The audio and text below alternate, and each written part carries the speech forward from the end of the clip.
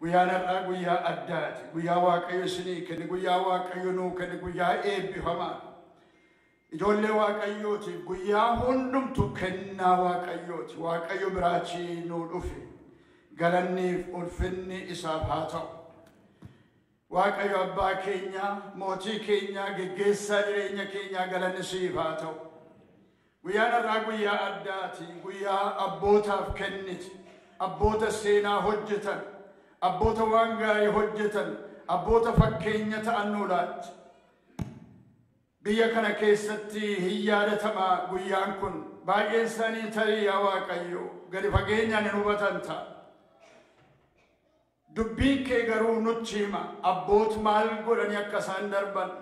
Baay'een jireenya isaanii kennaniiru wangeelaaf, hidhamaniiru, rakkataniiru, reebamaniiru, du'aniiru.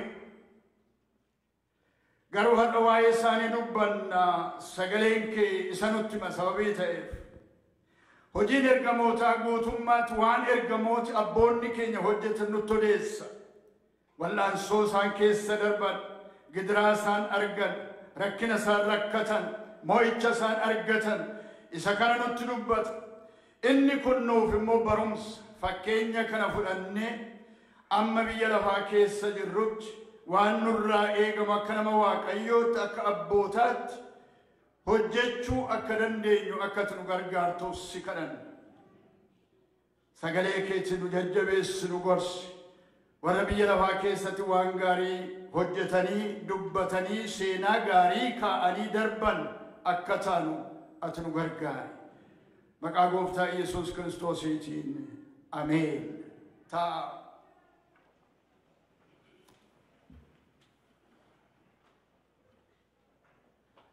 Hundumti keenya akka beennu guyyaan har'aa guyyaa addaati. Guyyaa addaa kan isa godhus immoo waan lamatu wal duukaa jira. Inni tokko guyyaa abbootaa isa biyya kana keessatti ayyaaneffamuudha. Father's Day biyya kana keessatti in ayyaaneffama. Ji'a murtaa'aa fuula dura Mother's Day ayyaaneffannee turre kan haadhotaa akka ta'utti. Har'ammoo kan abbootaati. Lachuun isaayyuu guyyaa eebbaati. Guyyaatti Waaqayyo abbootas haadhotas akka isaan yaadataman ijoolloti isaanii warri isaan dhaggeeffatanii warri isaan horanii ulfina akka isaan isaanii kennanii hojii isaanii isa gaarii akka isaan yaadatanii guyyaa gaarii guyyaa eebbifamaadha. Isa guyyaa kana nuu kenne Waaqayyoof galanni ulfinni haa ta'u. Bagaa Waaqayyo ayyaana guddaa ayyaana kan abbootaa akkasumas immoo ayyaana Onesimos Nasibiin nu ga'e jenna galanni Waaqayyoof haa ta'u. Harka keessa walitti rukutaa gammachuu keessan agarsiisaa. Akkuman jedhe guyyaa har'aa keessumaa immoo kan itti daballee yaadannu abboota keenya waan gaarii hojjetanii darban yaadan. Baay'eedha lakkaa'uu dandeessu jireenya keessan keessatti abboota keessan fakkeenya isinii ta'anii waan gaarii hojjetanii jireenya isaanii wangeelaaf kennanii kan darban karaa kan isin agarsiisan iddoo kana kan isin ga'an abboota baay'ee yaadattu. Hundumti keenya kan addana keenya akkasumattiin miti. Namooti nu wajjin turan, namooti nu gargaaraa turan, namooti nu gorsan. Namooti karaa nu agarsiisan, namooti yeroo nuyi karaa irraa kaanu nu adabanii nu qajeeshan abbooti turaniiru. Of course haadhotis turaniiru. Kan haadhotaa guyyaa isaatti dubbatamee darbeera sababii ta'eef isa irratti dubbachuu hin barbaadu. Abbooti baay'een jireenya isaanii kennaniiru. Abbooti baay'ee wangeelaaf hidhamaniiru. Abboonni baay'een hojii gaggaarii hojjetanii har'a seenaa keessatti kan yaadatamu godhanii darbaniiru. Macaafa qulqulluu yoo ilaaltan baay'een isaa kan abbooti dubbatanii hojjetanii jireenya isaanii agarsiisanii darban nu yaadachiisa. Museen, Isaayyaasii, eenyu Iyyaasuu yoo fudhattan tokko namoota macaafa qulqulluu keessatti maqaa dhaamanii lakkaa'ee fixuu hin danda'u. Kakuu haaraa keessaatii ergaa gara Ibrootaatti ergame boqonnaa 11 guutummaa isaatti yoo dubbiftanii isa kana lakkaa. Waa'ee abaluu jedhee tokko isaanii maqaadhaa hojii gaarii isaan hojjetan. Warra amantii isaaniif dhiphatan, warra amantii isaaniif du'an, warra seenaa kaa'anii darban. Waaqayyo bira hundumaa nama wajjin hojjetu qaba, nama kaafatu qaba. Abboota siin kaasa, haadhota siin kaasa, dargaggeessa siin kaasa, dadhabaa siin kaasa Waaqayyo. Lafa nuyi yaadne otuu hin ta'in, lafa nuyi yaadin iyyuu Waaqayyo kaasee hojii isaa hin hojjete. Humni isaa dandeettii keenyaan hin safaramu waan ta'eef. Akka lakkoofsa waldaa kiristiyaanaa biyya kana keessa jirutti Evangelical Lutheran Church in America keessatti Onesimos Nasibi Juun gaafa 21 yaadatama. Waldaa Oromoo jechuu miti kun. Waldaa kiristiyaanaa Oromoo iddoo hundumaatti jechuu miti. Evangelical Lutheran Church in America, the whole United States, Onesimos Nasibi yaadata. Hin beeku nama kana. Tarii baay'een keenya yoo akka ta'utti hin beeknu ta'a. Garuu biyyi kun beeka, warri adii hin beeku. Kalandeera isaanii irra jira. Macaafa sagadaa isaanii irra jira. Onesimos Nasibi. Akkas jedha. Onesimos Nasibi translator, evangelist, 1931 jedha. Macaafa sagadaa isaanii akkasumas immoo kalandeera isaanii irraati. Onesimos Nasibi translator, evangelist, 1931. Tarii namooti kun baay'een hin beekan ta'a eenyu akka inni ta'e. Waa'ee nama kanaa dubbachuuf beeksisuun kan kootiif kan keessan. Warri adiin eessaa namichi Onesimos jedhamu kun jedhanii gaafatu ta'a. Eessaa namichi inni macaafa qulqulluu afaan Oromootti hiike kuni jedhanii gaafatu ta'a. Biyyi isaa eessaa jedhanii gaafatu ta'a. Warri adiin garuu maqaa isaa duwwaa beeku. Anaaf isin immoo caalaatti beekutu nurraa eega. Waa'ee nama waan gaarii hojjetee darbe, nama seenaa gaarii hojjetee darbe, nama saba Oromoo ija banachiise, bara haalli isaa mijataa hin turretti caalaatti yaadachuu qabna. Itti dabalee yoo ilaaltan guddinaa tumsaa yeroo ollittanii balbala irratti argitaniittu suuraa isaanii amantii isaaniif jedhanii dhugaadhaaf jedhanii ani dhugaa sagalee Waaqayyoo irraa kaachuu hin danda'u. Ani biyya koo dhiisee baqachuu hin danda'u jedhanii otuu arganii otuu beekanii mana hidhaa keessatti mootummaan Dargii kan inni ajjeese beektu. Baqachuun hin danda'ama ture, ooluun hin danda'ama ture, sobuun hin danda'ama ture, lubbuu isaa hambifachuu hin danda'a ture. Garuu namni Waaqayyoo dhugaa dubbatee jireenya isaa dabarsuu fo'ate. Gara Onesimositti yommuu hin deebi'u akkas jedha. Free Encyclopedia kan jedhu irraati waa'ee Onesimos dhaxxanii guugulii gochuu hin dandeessu akkas jedha. Onesimos Nasibi in Oromo orthography Onesimos Nasibi jedhee takka afaan qubeetiin caafanitti mookaa. About 1856 to 21 June 1931 was a native Oromo who converted to Lutheran Christianity and translated the Christian Bible into Oromo language. Onesimos Nasibi bara 1856 jalqabee amma Juun yookiis immoo waxibajji 21 bara 1931tti jiraate. Namni kun immoo macaafa qulqulluu afaan Oromootti hiike jedha. Itti dabalee waa'ee nama kanaa encyclopediaan kun kan inni jedhu his parents named him Hika as a baby, meaning translator.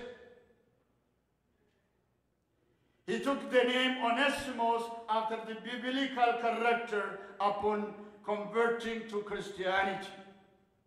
Namni kuni jalqabuma yeroo dhalate maatiin isaa abbaan isaa haati isaa kan isaanitti moggaasan hiikaa jedhani moggaasan seenaa isaa baay'ee keessa hiikaa jedhani moggaasan jalqabuma isaa argitu Waaqayyo yeroo inni mul'ata nama keessa kaa'u bara hin yaadamnetti bara hin fakkaannetti yeroo Waaqayyo maatii keessa abbaa keessa haadha keessa mul'ata yeroo inni keessa kaa'u akkuma isaan yaadaniif akkuma isaan hawwanitti hiikaa jedhamee akka waamametti afaan Oromootti macaafa qulqulluu nu hiike isa isinii dubbisee ture keessaati har'a kan Onesimos Nasibii faarfannaa isaa keessaa immoo jalqaba sagantaa keenya irratti faarfannee ture.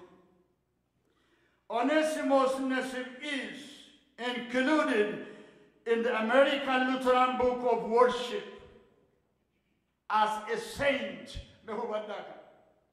Onesimos Nasib kuni macaafa sirna sagadaa kan Ameerikaa keessatti jedha akkinitti beekaman saint jechuun qulqulloota qiddusaan isa jedhan afaan Amaariffaatiin akkatti beekaman akka jennee beeknaan isaan akkatti beeku saint jedheeti macaafa isaanii keessa kaa'amee jira Saint Onesimos Nasib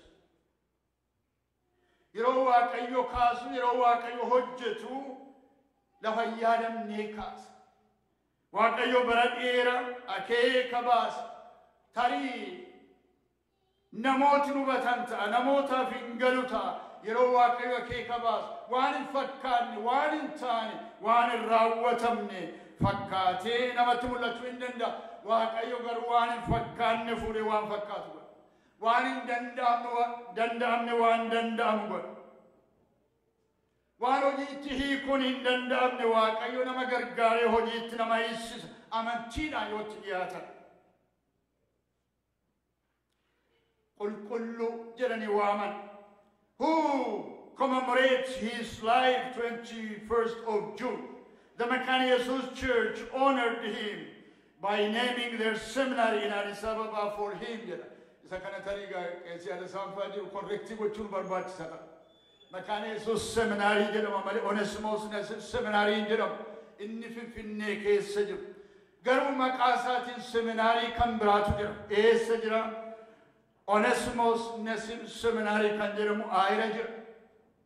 Onesimos Nasib Bible School kan jedhamu ture bara dheeraadhaaf amma immoo Onesimos Nasib seminary jedhamee beekama. Namni kun nama waldaa kiristaanaa keessatti abboota waldaa kiristaanaa keessatti waan gaarii waan seena qabeessa hojjetanii darban keessaa isa guddaa. Seenaa isaa dubbisaa please macaafi baay'een caafameera. Arra bara seenaa immoo Google yoo gootan iddoo hundumaa teessanii dubbisuu dandeessu. Selfooniin isin harka jira. Makuma namicha kanaa dhooftanii waa'ee isaa yoo gaafattan isinitti odeessa. Baruun nu barbaachisa. Maaliif baruun nu barbaachisa? Fakkeenya gaarii nama nuu ta'eedha. Nama Waaqayyo kaaseedha. Nama amantiidhaan ka'eedha sababii ta'eef. Onesimos Nasibii fi haalli bara inni keessa ture isaa mijataa hin turre. Haalli isaa mijataa hin turre. Macaafa qulqulluu afaan Oromootti hiikuudhaaf mijataa hin turre. Isumayyuu wangeela tokko duwwaa miti. Ergaa Phaawulos duwwaa miti. The whole Bible. Guutummaa macaafa qulqulluu kakuu moofaa, kakuu haaraa, bara kompiyuutarri hin jirre, bara namni itti mari'atan hin jirre, biyya ormaa keessatti kana jechuun maal jechuudha jedhanii lafa nama gaafatan iddoon hin jirre Waaqayyo ayyaana isaa kennee isa hojjechiisa. Waa'ee Nohii yaadachuu Nohii bara dheeraa markaba hojjete jedha bara bishaan badiisaa atoo abdiin kutatin. Barri isaa garuu bara bokkaan roobu hin turre. Barri isaa bara galaanni nama sodaachisu hin turre. Garuu abdiin kutanne isa Waaqayyo dubbate dhaggeeffate amantiidhaan hin ta'a hin dhufa jedhee hojjete. Onesimos Nasib amantiidhaan hojjete. Waaqayyo isa gargaaree fiixaan isaa baase. Garuu akka keenya biyya ormaatti namni kan nama dinqu isa qaba. Akka keenya biyya Sweediniitti namni. biyya Awurooppaa keessatti namni biyya kootan gala saba koon wangeela barsiisa saba kootan deebi'a jedhee rakkina meeqaan atoo ittisanii biyya keettiin galtu gara Oromoottiin darbitootuuttiin jedhanii yeroo meeqa yaalanii dhumarratti saba isaa bira ga'e wangeelli bal'aa takka inni lallabamu akka inni barsiifamu afaan isaaniitiin sabni keenya akka isaan wangeela dhaga'an gochuu keessatti qooda guddaa fudhate. Kanaaf hundeen waldaa kiristiyaanaa isa kanarratti bu'uuramtee har'a waldaan kiristiyaanaa Oromoo biyya lafaa irratti iddoo hundumaatti beekamtuu taate. Macaafa seena qabeessa biyya lafaa keessatti even in secular history beekamaa kan afaan Oromootti kan hiikame. This is the first book, the first Bible. Maqaan Waaqayyoo kan eebbifame haa ta'u. Har'a namooti waa'ee kanaa beekan kiristiyaanota duwwaa miti. Kan kiristiyaanota hin ta'inis beeku. Warri amantii kana hin fudhannes beeku. Warri gananis beeku. Waan Waaqayyoo nama wajjin hojjete nama hundumaa biratti beekamaa ta'a. Galanni isaaf haa ta'u. Akkuma jedhe haalli isaa mijataa hin turre. Garuu nama Waaqayyoo nama amantiidhaanii Waaqayyootti of kennee hojjetu haalli hin mijanne haa mijatu isaaf ta'a. Eetu godha Waaqayyotu godha sababii ta'e. Namni tokko akkas jedhe afaan Ingiliffaatti ammas dhiifama. However difficult life may seem, there is always something you can do and succeed at. However difficult life may seem, there is always something you can do and succeed at. Maal jechuu isaati namni kun jireenyi ati jiraatu ammam ulfaataallee yoo ta'e haalati keessa jirtu jireenyati keessa jirtu waan baay'ee himachuu dandeessa ta'a waan sin dandeessin garuu ammamillee ulfaataa yoo ta'e waan ati gochuu dandeessu gootee immoo waan fiixaan si ba'uu danda'u jire. Waaqayyo nama dandeessisa maqaan isaa haa eebbifamu. Tarii nama kana jedhe tarii nama na ta'een beeku nama kana baay'een keessan beektu Stephen Hawking jedhama baay'ee nama beekamaadha saayintistii beekamaa nama physically disabled kan ta'e garuu nama beekamaadha. Nama kana baay'ee beekumsa isaarraa kan ka'e biyya lafaa irratti beekamuu isaarraa kan ka'e namni kun biyya Ingiliziitti nama dhalate bara 1942 keessa nama dhalate Oxforditti biyya Ingilizii keessatti biyya lafaa irratti beekamaadha. Waan baay'ee hojjete disabled ta'ee otuu jiru harkin hojjetu miilli hojjetu sammuun garuu hin hojjetu. Kanaaf yeroo haasa'u gurguddoota baay'ee beektota baay'ee fuulduratti wiilcharii irra kaan isa dhiyeessu. Kompiitaratu isaa hiika waan inni dubbatu arrab isaa hiikamee dubbachuu sababii hin dandeenyeef. Nama kanatu haalli mijataa ta'uudha yoo baate iyyuu waan gochuu dandeessu hunuma qabda jedhe. Isiniif haalli mijataadha.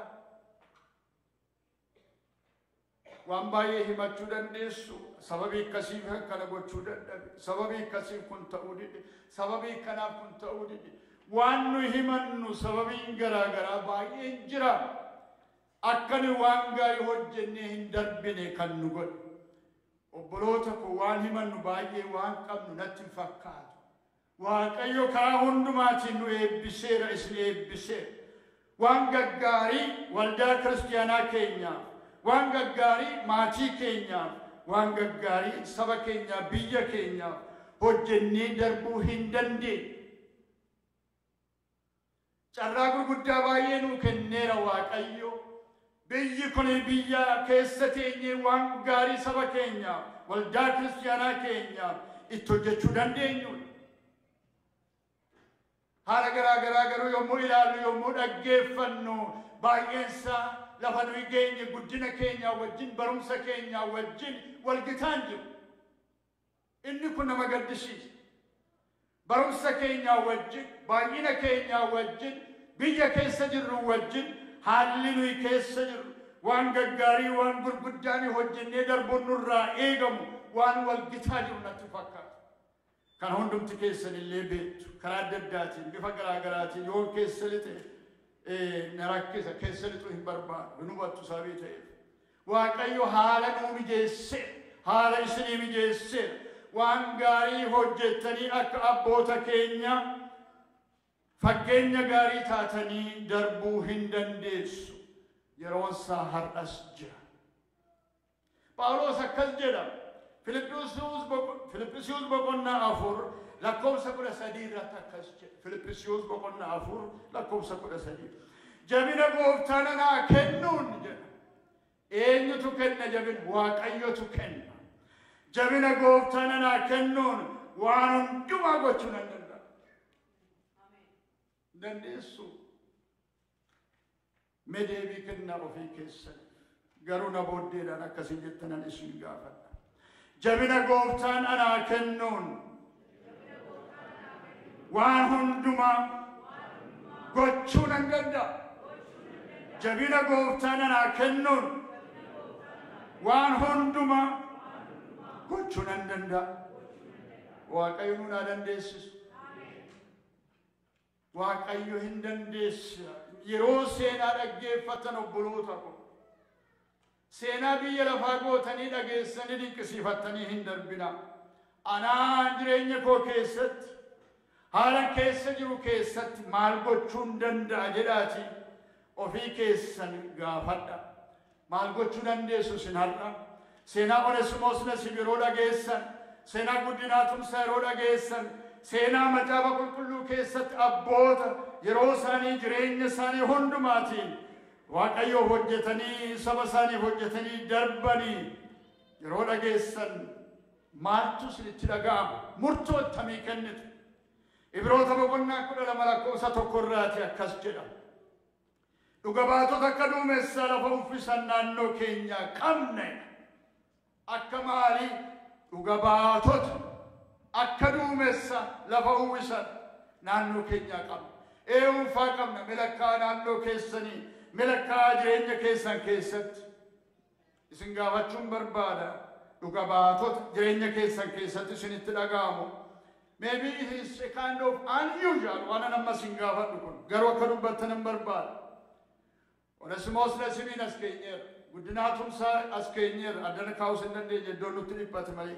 Namoota garaagaraa suuraa isaanii fiddanii jireenya keessan keessatti, jireenya waldaa kiristaanaa keessatti, jireenya sabaa keessatti waan gaarii hojjetanii kan darban baay'ee lakkaa'uu hin dandeessu.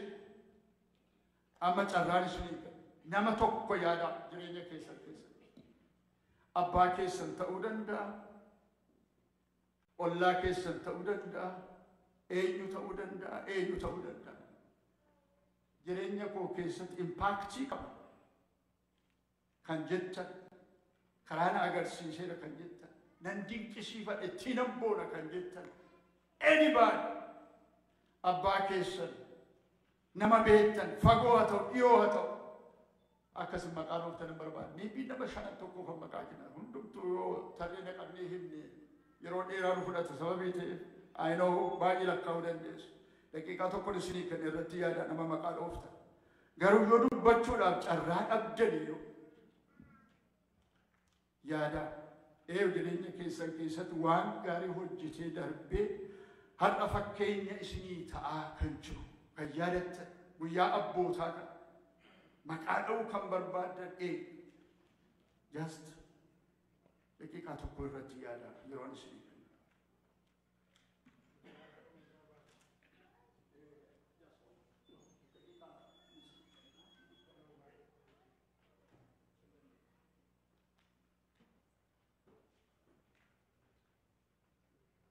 Maayikiin akkasii kan namuun barbaadu waan kan biraa hin haasoftan namuma maqaa dhooftu. Maayikii warri naannoo na jirtan where is it? Is it on? Okay. Harka ol kaasaa nama yartuu kan kennu. Jalqaba kan ol kaase luba yaada isaatu harka jalqaba ol kaase namuma maqaa dhooftu. Egaa ta'e warra kan biraaf carraatuun kennu baay'isa maaliif nama baay'ee hin beekuu fi bakka warra kan biraa. ulfaadhaa. Addana Yifruu.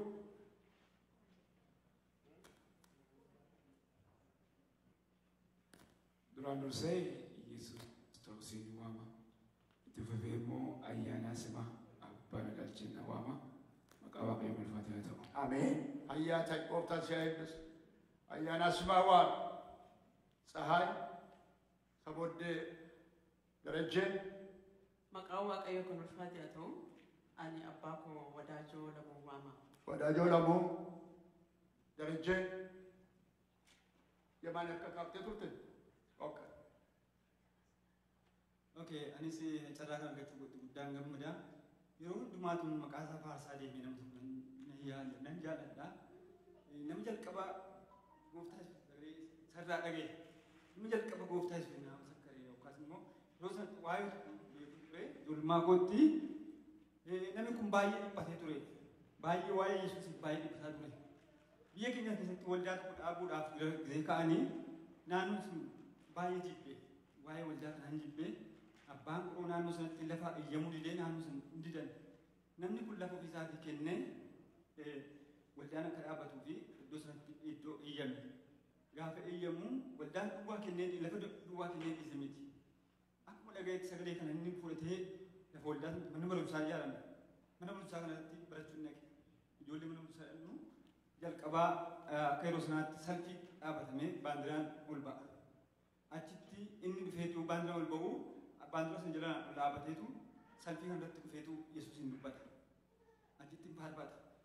Ilaala oolaa Waaqayyoo isa nuu jedhee takka ittiin lallabee waa'ee Yesuus dhugaa ba'eetu kutaa kutaatti gala. Ammas nu dhugaa galee kutaa keessatti immoo dhufee ammas footoo sana fuudhee agarsiiseeti nutti lallaba. Yeroo sana qabnee hamma yeroo sana lapheen keenya baay'ee itti gammade. Yesuus maal akka godhe maal akka inni fakkaatu akkam sammuu keenya keessatti qarratee hafeecha. Kanaafuu namni kun maqaan isaa Addisuu Goonyii. Addisuu jedhama maqaan isaa biyya keenya keessatti. Innaa kun baay'ee sammuu keessa yeroo hundaa waa'een isaa sammuu keessaatiin dhabamu yeroo hundumaa fayyaa ta'e Waaqayyo si haa eebbisu. Asnaafid obbo Raggaa.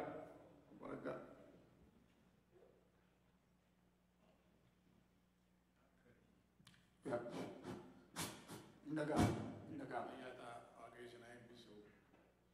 Ani ofitti qaba obbo Raggaa indagaa. haadha kooti. Haati koo naannoo keenya waradaa tokko keessatti Pirotestaantiin galee hin beeku. Bara akka lakkoofsa faranjiitti bara 1970 yeroo sana nama sadiitti waradaa tokko keessa jira.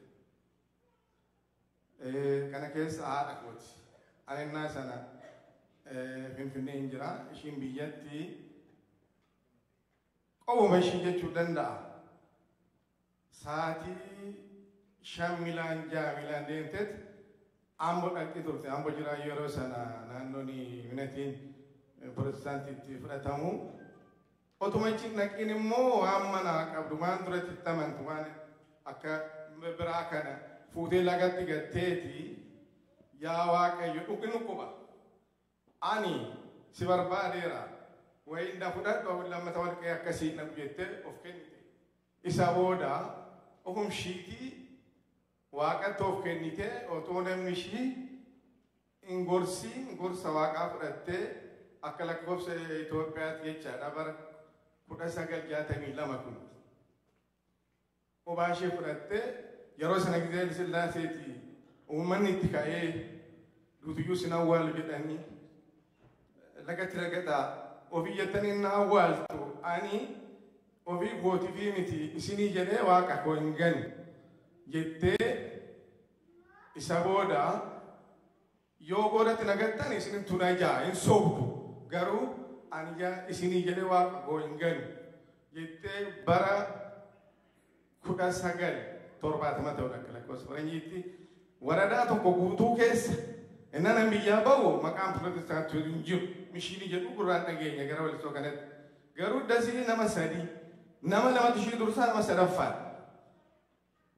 bara amma waggaa kurna kana duutee daaduutu biyya keenya keessatti namni dhaloonni 199 wayin 100% ta'e gaafa ishiin duutu seenaa ishii dubbatan namni baay'een kun haati keenya kun otoon baratiin amantee nu amansiifti turteeyyuu kan jedhu egaa akkas ture jechaadha. Waradaan tokko guutuu jiru biyya keenya keessa kan barsiisaa kun haadha kooti Daansoo Guraaraa jedhamti.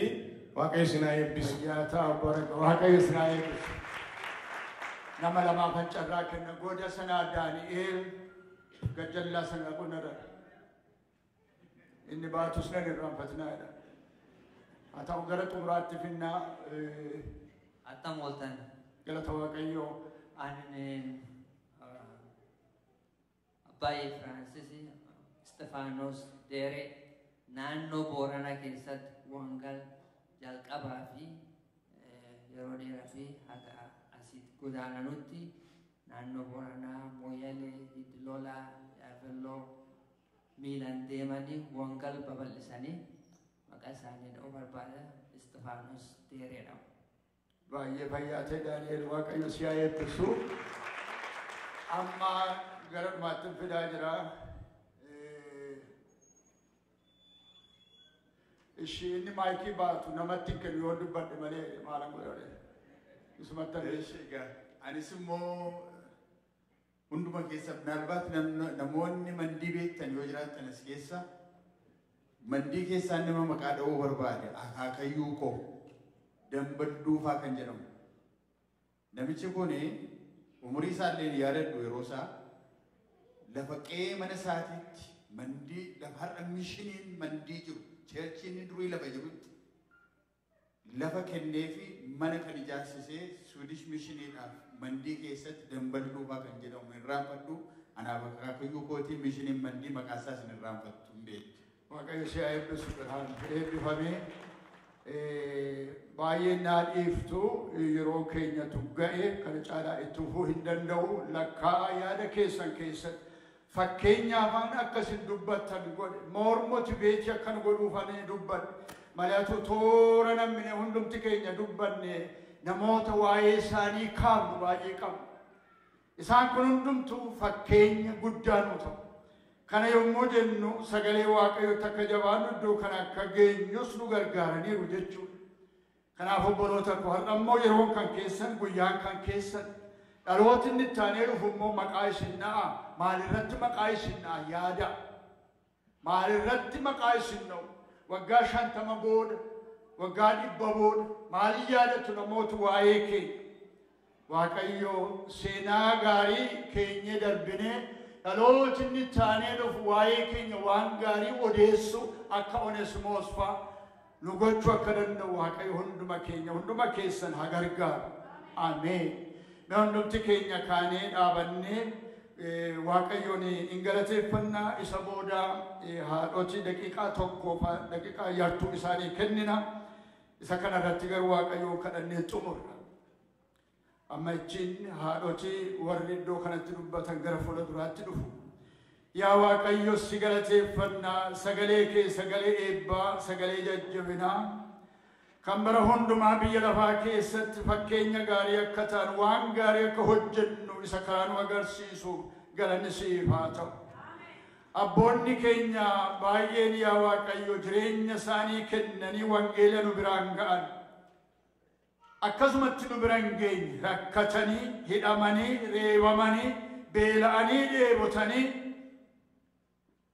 warra wangeelaa mormanii fuuldura immoo dhaabatanii hin ta'u hiikoo jedhanii amma du'aatti adeeman. Galanni siif haa ta'u yaa Waaqayyo jabina isaanii kenniteef. Har'a nu warra seenaa kana keessa jirru bara kana keessa jiraataa kan jirru immoo nus akkuma isaanii fakkeenya kana fudhannee waan gaarii hojjenne dhaloota nutti aanee dhufutti dabarsuu akka dandeenyu humna sa'ati nuu kenna. Bara keenyaaf yeroo keenyaaf hundumaa eebbisi. Isatti nu jaallatte gooftaa keenyaaf fayyisaa keenya Yesuus Kiristoos si kadhanna. Ameen. taa waaqayyo hunduma keessan haa eebbisu. Amma akkuma beektanii guyyaan har'aa guyyaa abbootaati jenneerra irra deddeebinee dubbanneerra. Haadhoti keenya as dhiyaatanii wanta dubbatanii qabu. Gara kanattan isaan waam eenyu akka dhiyaatu bashaatu gara fuulduraatti dhuftee ergaa haadhotaa dabarsiti natti fakkaatan dhaggeeffan fayyaa ta'a.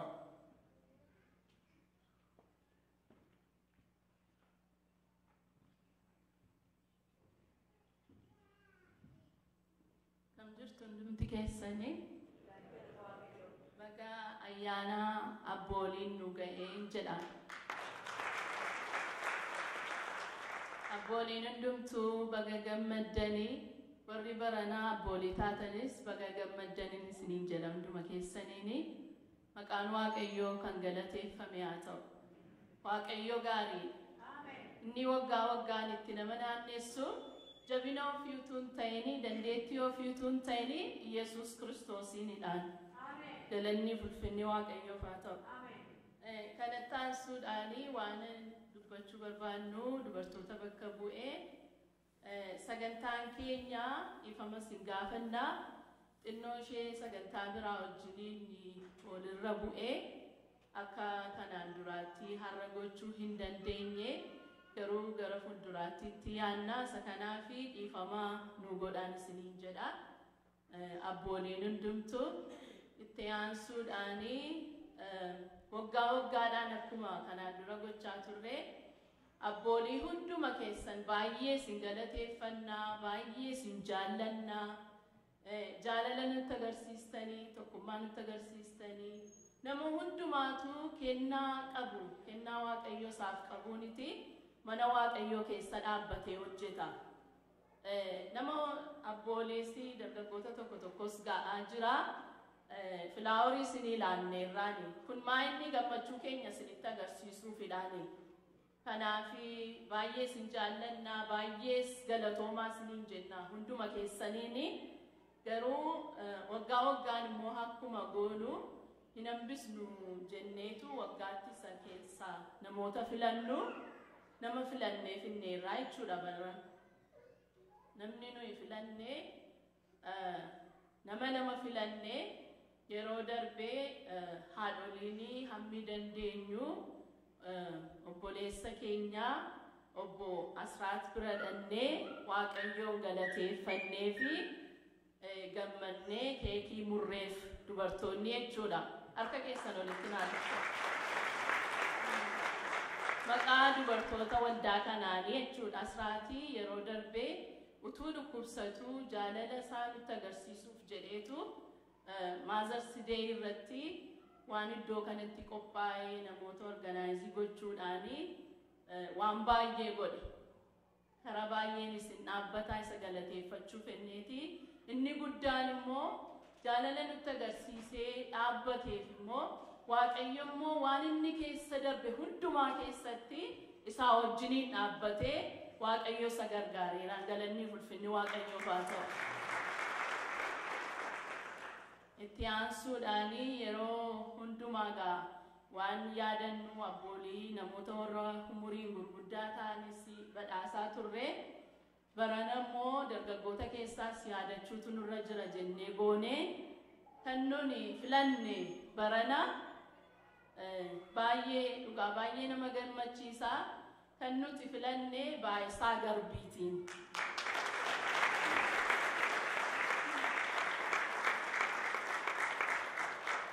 Waa'ee Baayisaa baay'een keenya dhugaadhaa hojii inni hojjetu baay'ee nama boonsisa.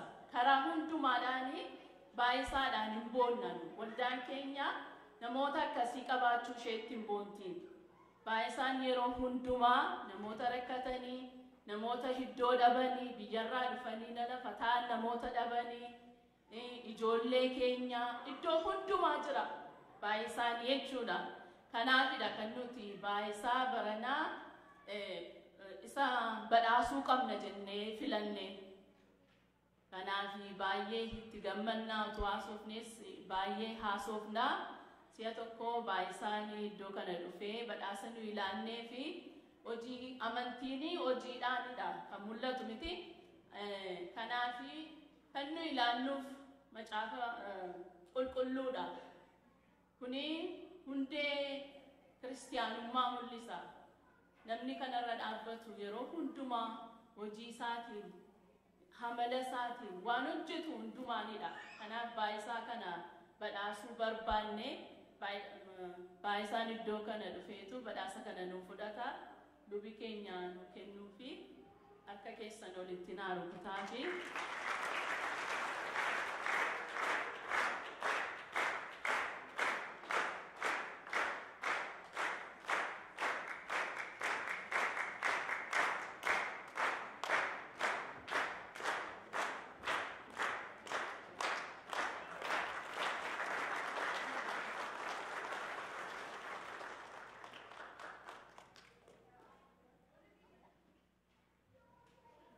itti aansuudhaan yeroo sagantaan keenya akkuma kanaan duraa goona harmooliin shamarran hundumti keenya gadi baanee abbooliin keenya yeroo isaan gadi ba'anii faarfannaadhaanii simannaa abbooliin booddeetti nu haftu warri dubartootaa fi shamarran immoo gadi baanee faarfannaa galataanii isinii faarfannaa. Waaqayyo isin haa eebbisu.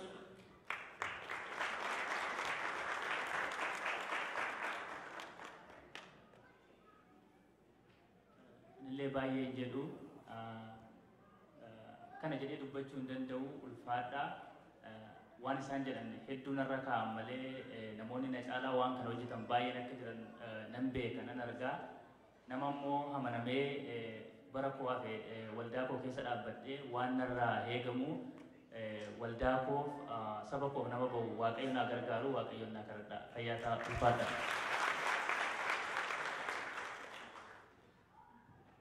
Baay'ee fayyaa ta'a. Guddaa si galateeffannaa haadhotii Waaqayyo hunduma keessan haa eebbisu. Baay'isa baay'ee fayyaa ta'e siin jenna. Egaa fakkeenya gaariidha kun hundumtuu kan argaa jirru. Amma hundumti keenya kaanee dhaabannee kadhata gooftaa erga kadhannee eebbaan xumurree booddee warri dhiirotaa deebinee wateenyaa warri haadhotaa akkuma dubbatame gadi ba'uu jalqabu.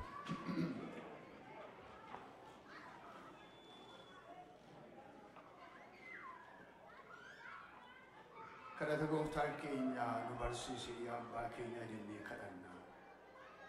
Yaa abbaa keenya waaqarra kan jiraattu maqaan kee haa qulqullaa'u. Mootummaan kee haa dhufu.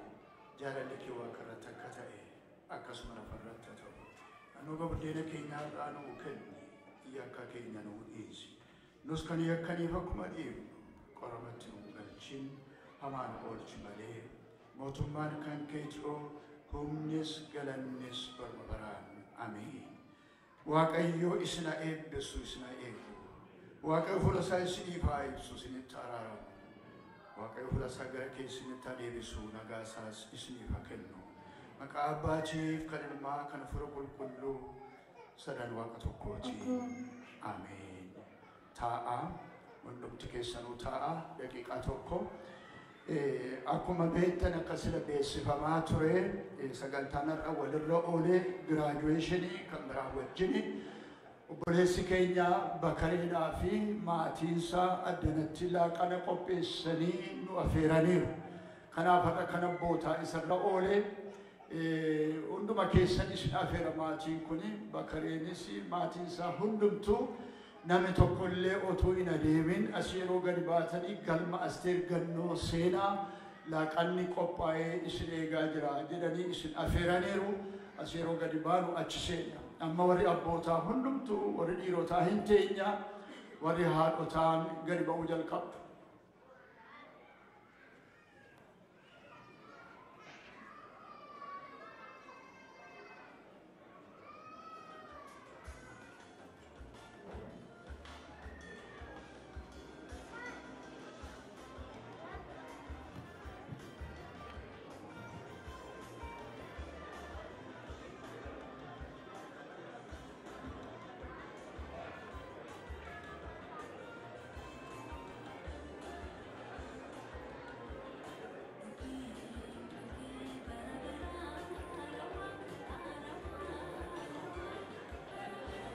warri dhiirotaa kan gadi ba'aa jirtu irraa fattan motta haadhota duwwaa gadi ba'aa